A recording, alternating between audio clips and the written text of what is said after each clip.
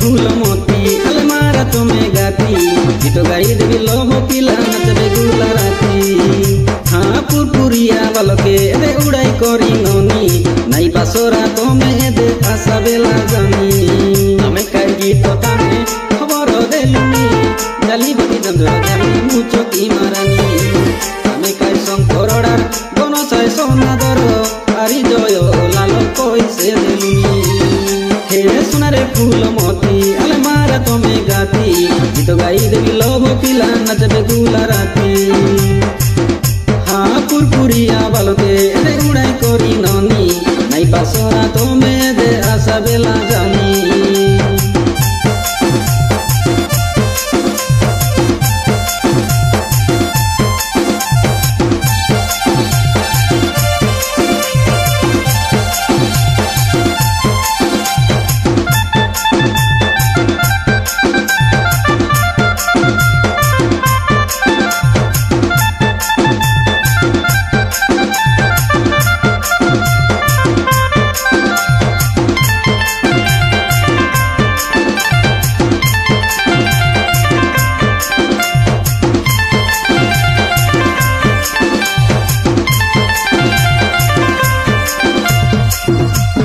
चिलिकी बत्ती सुंदरी मती फुले हेले आंकल बसाई चुमा देबु ननी दुईटा गाले रसाई देबु प्रेम जाले रसाई देबु प्रेम जाले। हाँ गोरा गाल तोर चमकी पड़े खरार बेले एकर डोमारे गागरे ननी धीरे धीरे उदिया पुनी जन राती बेले उदिया पुनी जन राती बेले आमे शंकरडार रंगीला हीरो एक नंबर एक नसाय सोना दर आरी जय लाल देई दे मन टिके तोर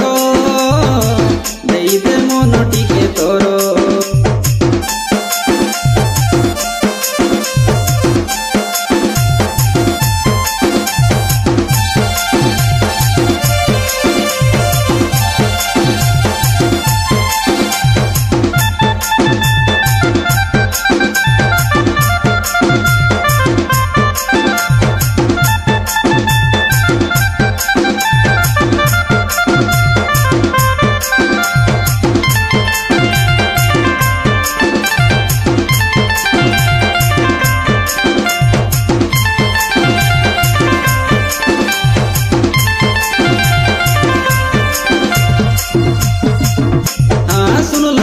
गजरा वाली रानी मोर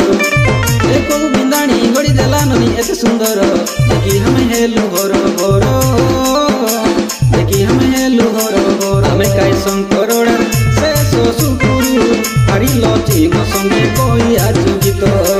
सुना बे ढंगड़ी राशि आशा काई संगे मिसी मन के मिसाई देउ करी ए मित